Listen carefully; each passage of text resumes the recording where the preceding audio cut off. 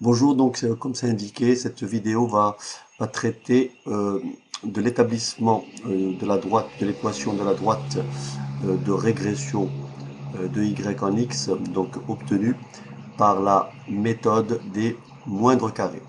Donc on va essayer d'expliquer un peu plus loin l'obtention du petit a, donc le coefficient directeur de cette droite, et bien sûr l'obtention du petit b, l'ordonnée à l'origine. Donc avant de faire des rappels concernant donc ce type d'ajustement, je vais dans une première étape m'assurer que tout le monde comprend l'utilisation du signe somme.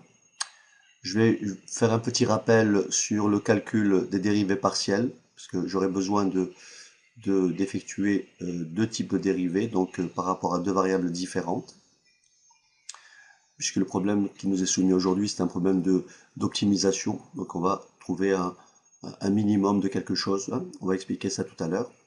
Alors, sans plus tarder, je vais d'abord rappeler ceci. Très bien, donc pour gagner un petit peu de temps, donc j'ai écrit tous les calculs concernant le signe somme. Donc lorsque nous avons la somme des xi, la somme des xi avec i variant de 1 à n, c'est tout simplement x1 plus x2 plus xn. Ensuite, lorsque nous avons la somme, donc somme des xi plus yi. Donc là, nous avons la somme d'une somme, c'est tout simplement la somme des sommes, comme indiqué ici. Donc c'est la somme des xi plus la somme des yi. Ensuite, nous avons la somme de axi plus b. Alors on va décomposer ça ainsi. C'est bien sûr la somme de axi plus la somme des b. Alors qu'est-ce que c'est la somme des axi? C'est bien ax1 plus ax2 plus ax3 plus axn. Attention, le b n'est pas indicé, donc la somme des b c'est plus b. Alors je vais écrire ici. Plus b, plus b, plus b, plus b, plus b. Ok? Alors, je mets petit a en facteur, n'est-ce pas? Je factorise par petit a, ce qui me donne petit a, facteur de x1 plus x2 plus xn. Alors, petit b plus petit b plus petit b, c'est tout simplement n fois petit b. Et x1 plus x2 plus xn n'est autre que somme des xi. Par conséquent, la somme des axi plus b, c'est tout simplement petit a, somme des xi plus n fois b. Alors maintenant, un petit rappel sur les dérivées partielles. Très bien, donc en mathématiques, la dérivée partielle d'une fonction, n'est-ce pas, est la dérivée par rapport à l'une de ses variables. Bien sûr, les autres variables étant maintenues constantes. D'accord?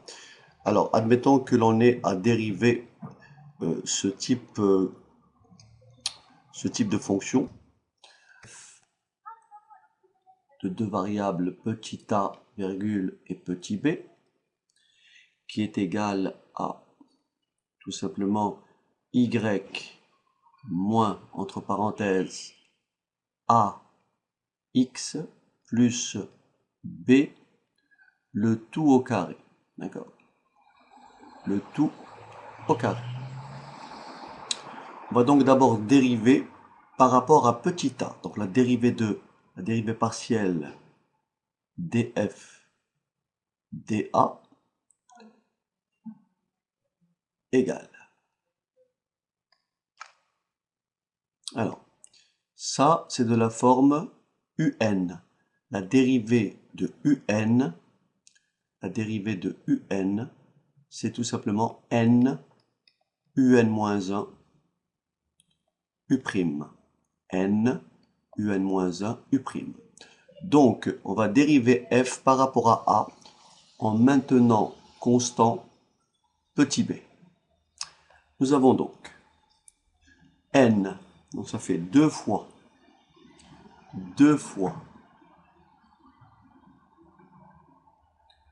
y moins entre parenthèses, AX plus B. Bien entendu, puissance 1, bien entendu, la dérivée de moins AX, c'est tout simplement dérivée par rapport à A. C'est tout simplement moins X. Donc le résultat de notre dérivée partielle, c'est moins de X, le tout facteur de Y moins AX plus B. Je vais maintenant dériver F par rapport à B. Donc la dérivée partielle de F. Donc je vais maintenant cette fois-ci maintenir petit a constant et ma variable sera petit b. Donc je vais dériver F. Ça me donne, pareil, 2 fois Y moins AX plus B, d'accord, puissance 1, multiplié par la dérivée de moins B qui est égale à moins 1. Résultat, ça me fait moins 2 que multiplie Y moins AX plus B. Très bien. Voilà les rappels essentiels. Maintenant, on va passer au formulaire. Donc une série statistique à deux variables, c'est tout simplement l'ensemble des couples xi, yi, d'accord? C'est l'ensemble des couples xi, yi. Donc on se donne une population, d'accord? Et sur cette population-là, on va effectivement définir deux ensembles donc de données de taille petit n. Nous avons le premier ensemble qui est composé des xi, donc x1, x2, x3 et xn, n'est-ce pas? Le deuxième ensemble est composé des yi, c'est-à-dire y1, y2 et yn, d'accord? Donc ces valeurs-là ont été donc relevées ou mesurées sur une population.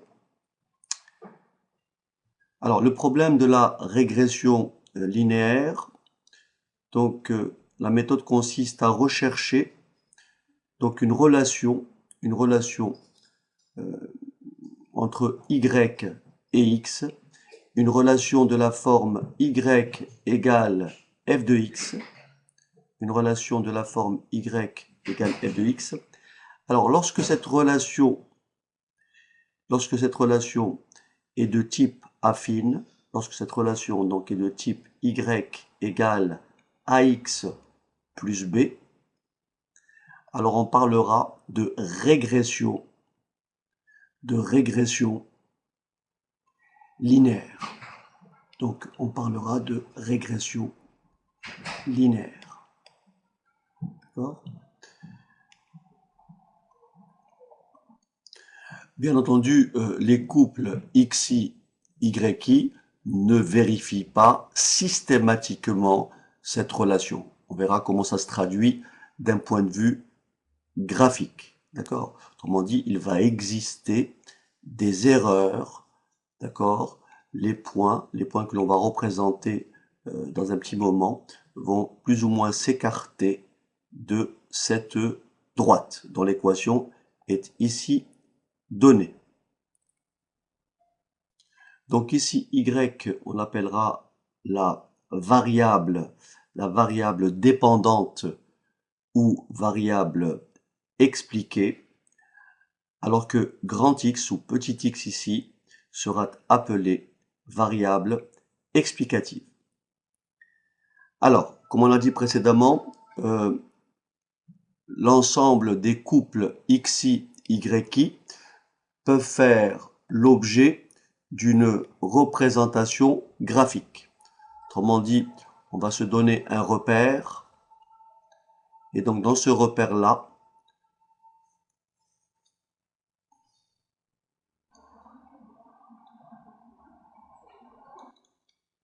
très bien, donc je vais poser la vidéo pour effectuer donc cette représentation graphique, ce qui nous permettra de gagner un petit peu d'espace et de temps. Donc les couples XI, YI peuvent être représentés donc par un nuage de points comme indiqué ici. Donc là, je vais prendre un des points que j'appelle ici MI. Donc MI. Ce point-là, bien entendu, a pour abscisse XI. Alors, ce point-là a pour abscisse XI. Donc, je vais tracer, voilà, ce point-là a pour abscisse XI. Et pour ordonner YI. Ce point-là, donc, a pour abscisse XI.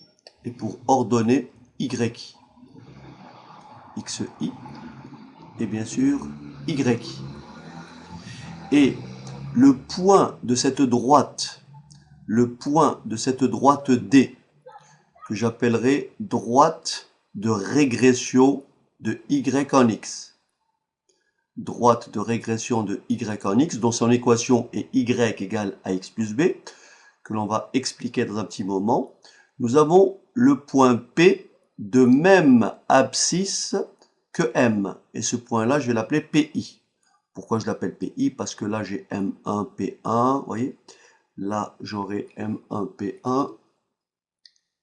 Alors, donc là, j'aurai M1, P1. Changer de couleur. Voilà, M1, P1.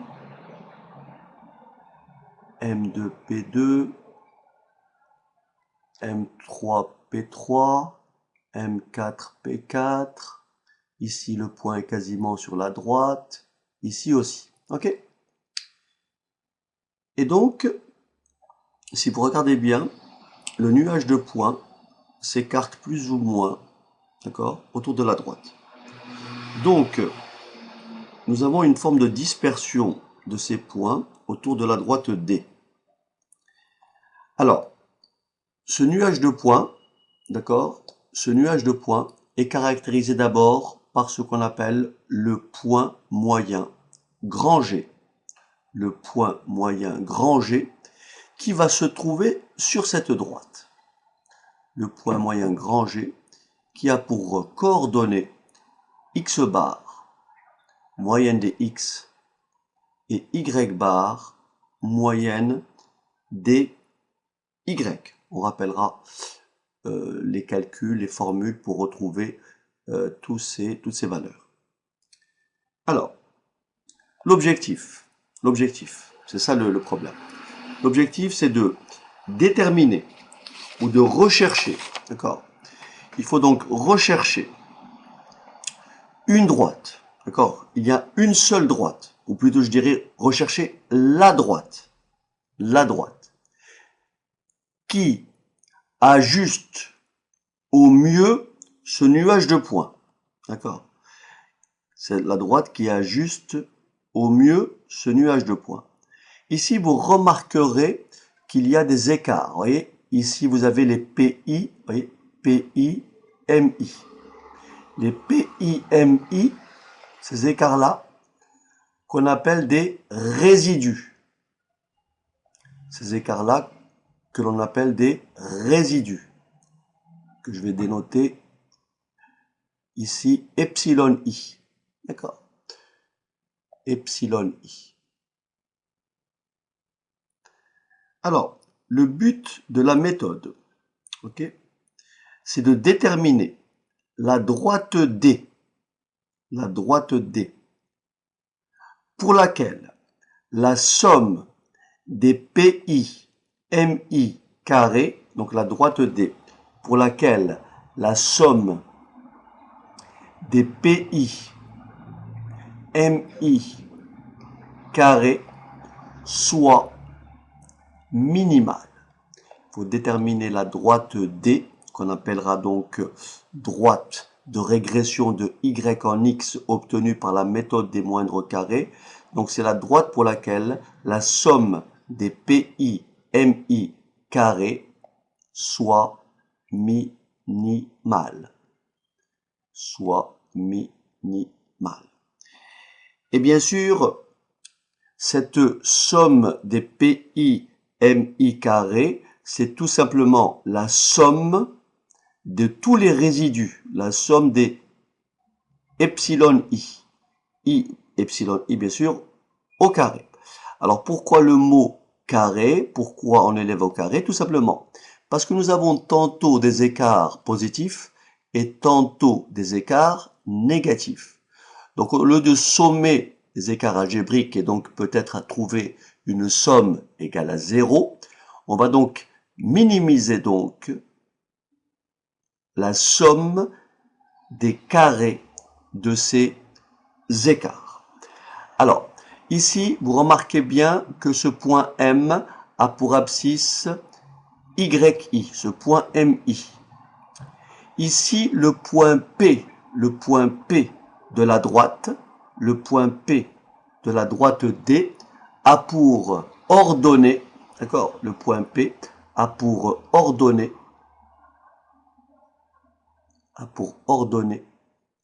puisqu'il est sur la droite d'équation y égale ax plus b.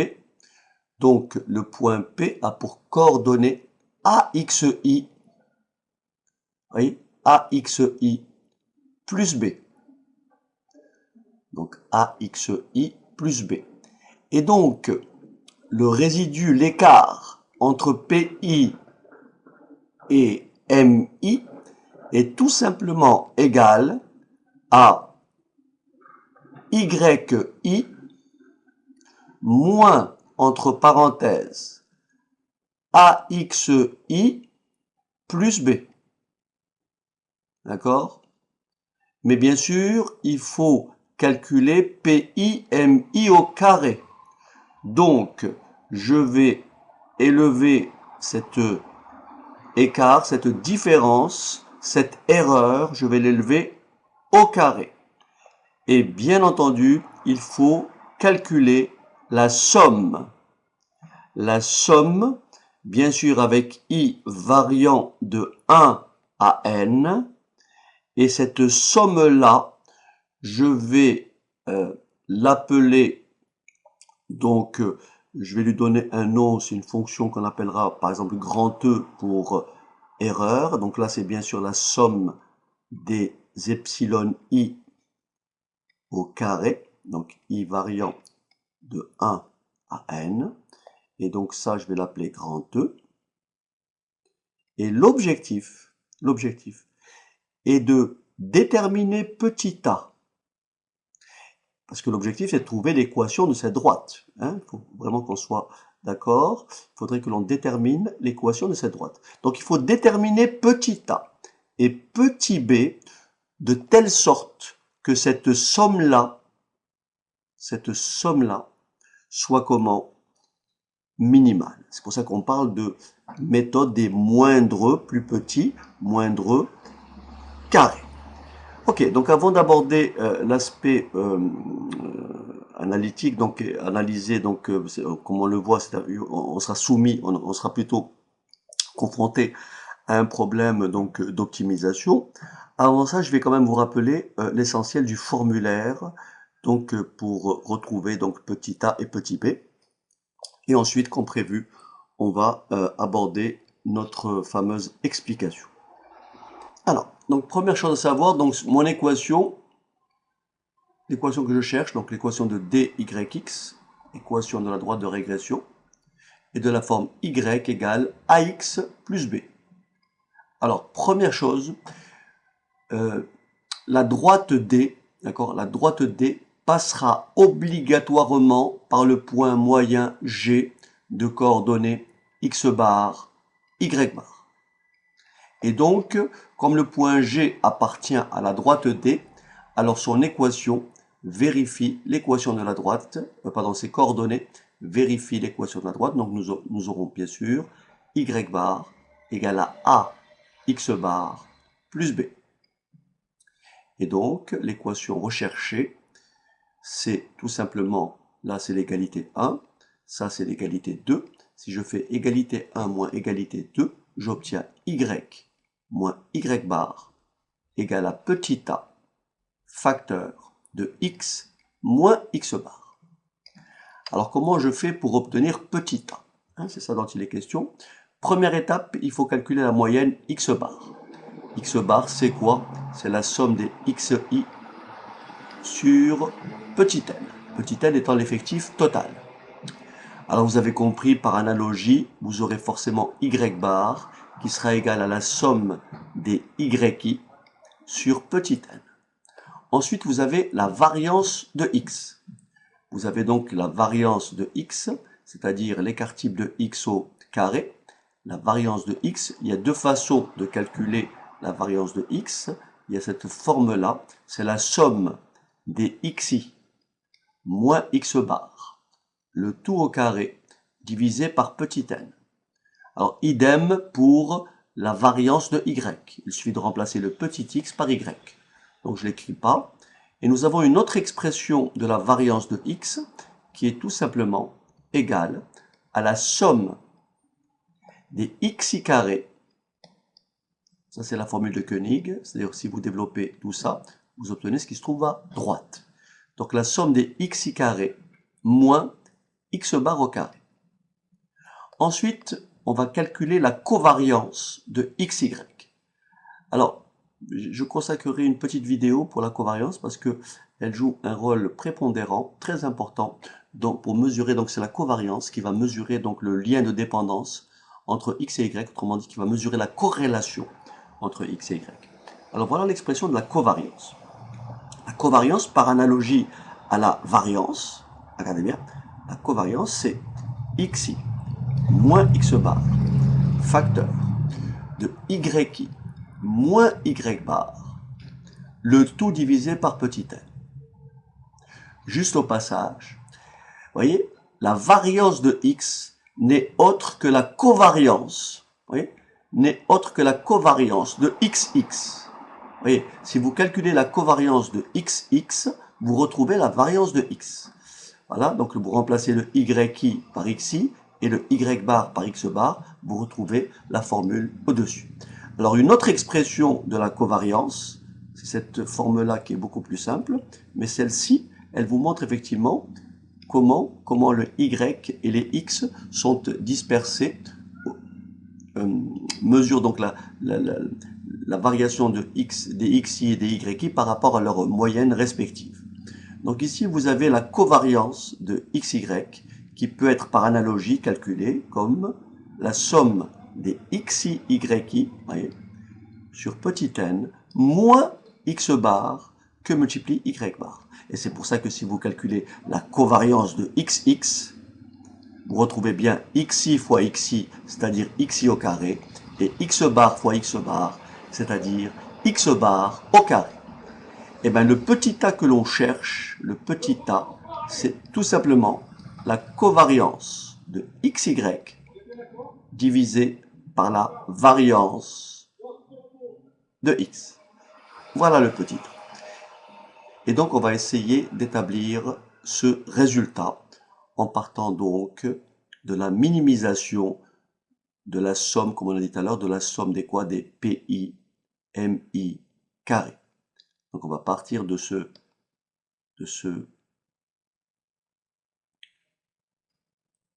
objectif, donc minimisation de la somme des pi, mi carré. Très bien, donc on va poser un grand E égale somme des yi moins axi plus b, le tout au carré. Le tout au carré. Donc on va minimiser cette somme. Pour ça, on va donc chercher la dérivée de E, dérivée partielle de E. Dérivée partielle de E, d'abord par rapport à B. Donc on va dériver E par rapport à B en maintenant petit a constant. Donc la dérivée me donne 2 fois, regardez bien, la dérivée de moins B, ça me fait moins 1. Donc c'est 2 fois moins 1, donc moins 2. Somme des YI moins AXI plus B.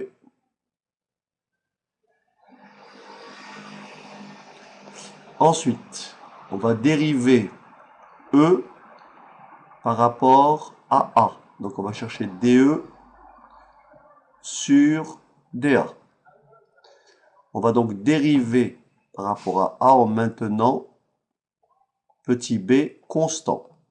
Ce qui va me donner donc le moins A x i, sa dérivée, c'est tout simplement moins xi. Alors ça me fait moins 2 somme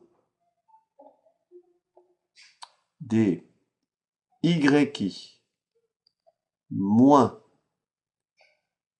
AXI plus B.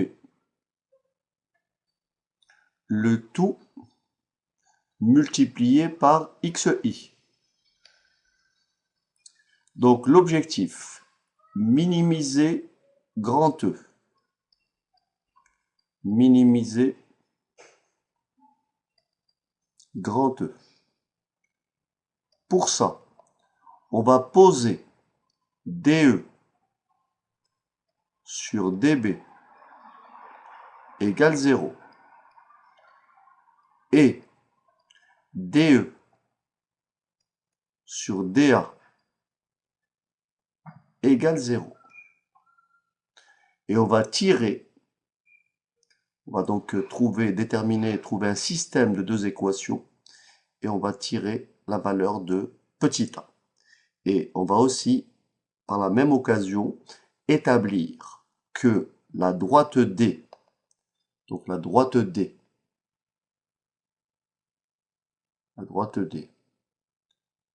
quand on cherche l'équation, la droite D, l'équation Y égale AX plus B, on va montrer que cette droite D passe par le point moyen G de coordonnées X bar, Y bar.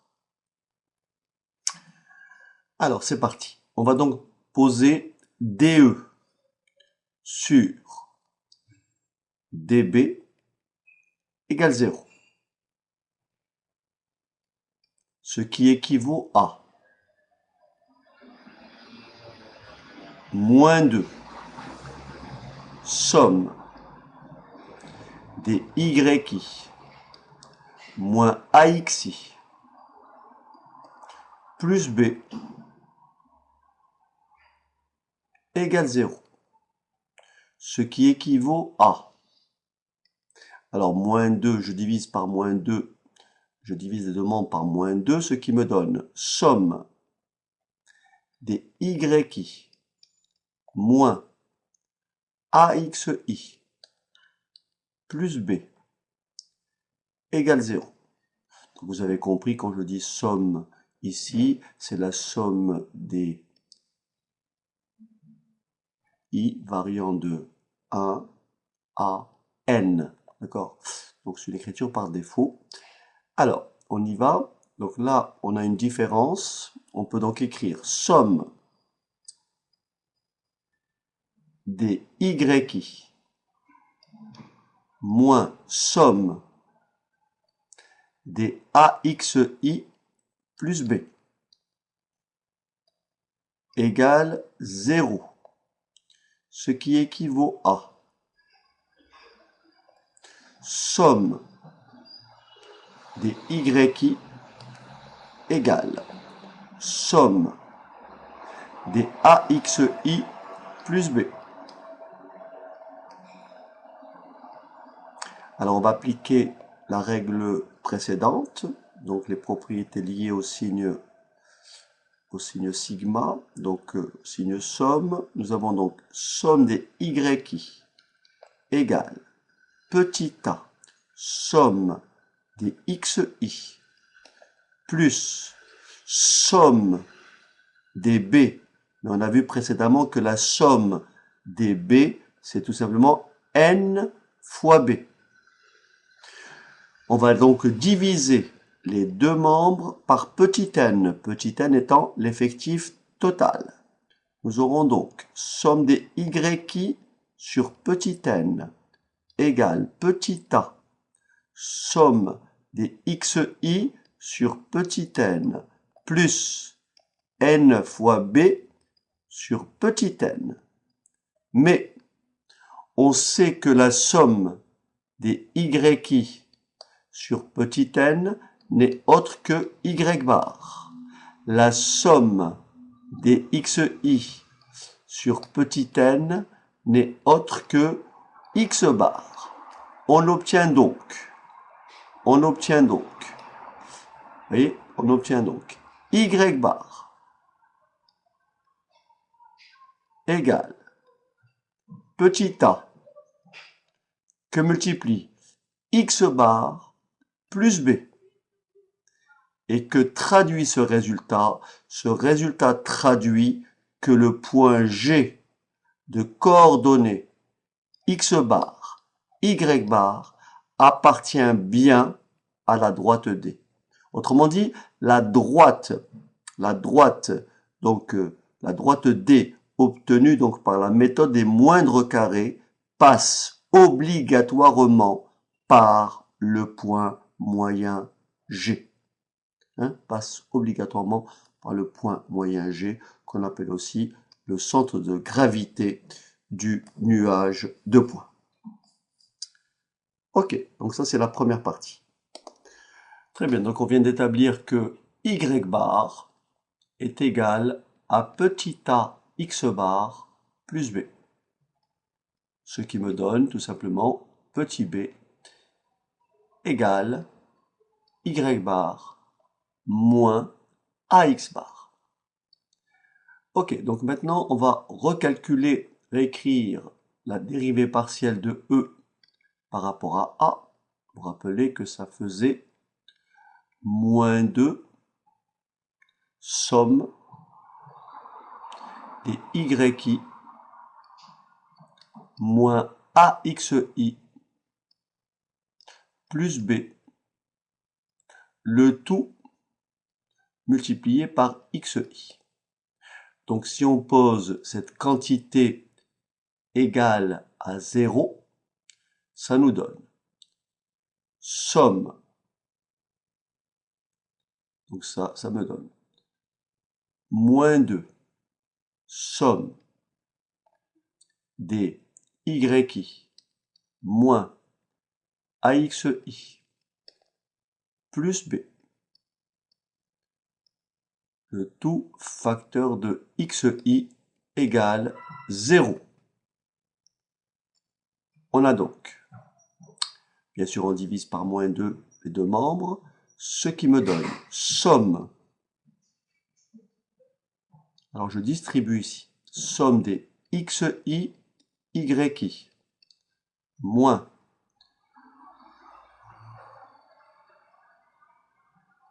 AXI au carré, plus BXI, égale 0, soit somme des XI, YI, égale somme des AXI au carré, plus somme des BXI, égale 0.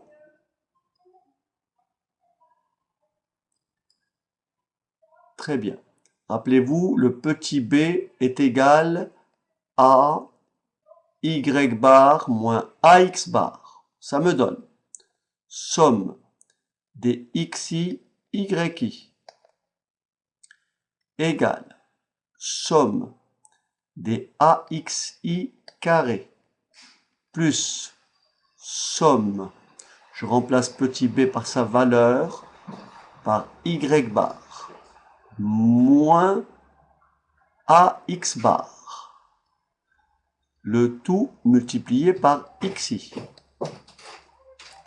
Ici, je crois que j'ai un 0 de trop dans mon égalité. Voilà, puisque j'ai passé l'autre quantité dans l'autre membre. Ok. Alors, on va transformer un petit peu tout ça. Ça me donne somme, d'accord? Ça me donne somme des xi, yi égale somme des axi carré. Là, je distribue plus somme de xi, y bar moins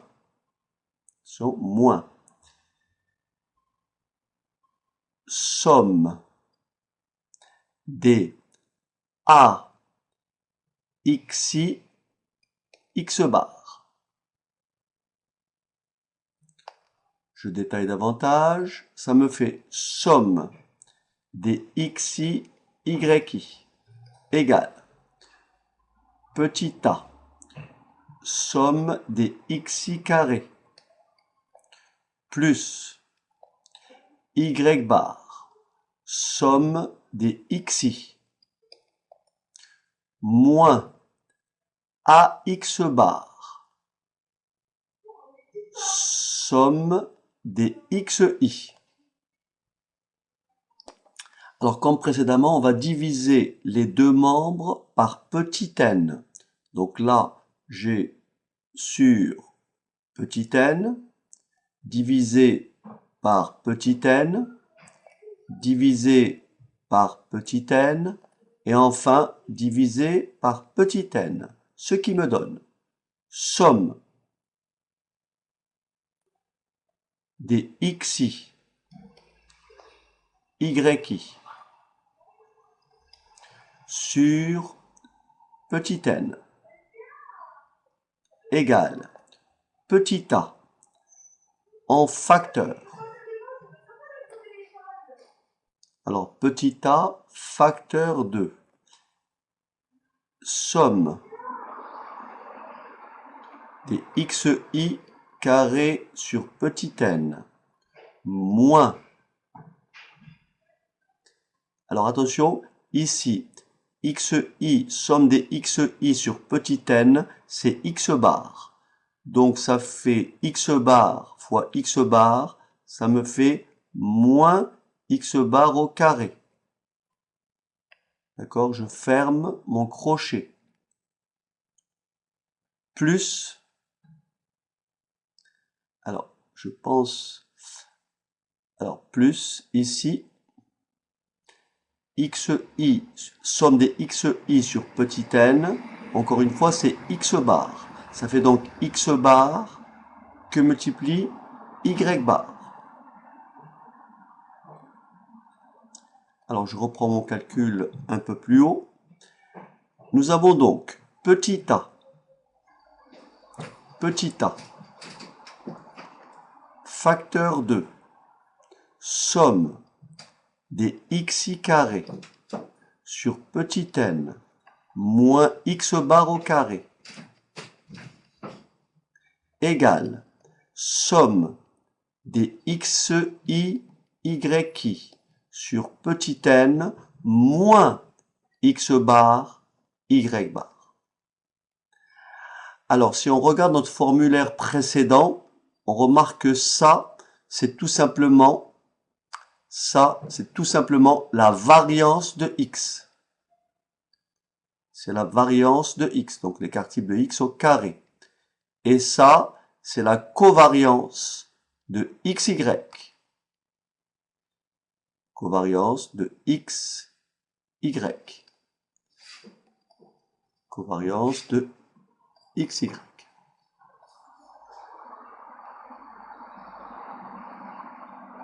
Et on en déduit que petit a est tout simplement égal à la covariance de xy divisé par la variance de x.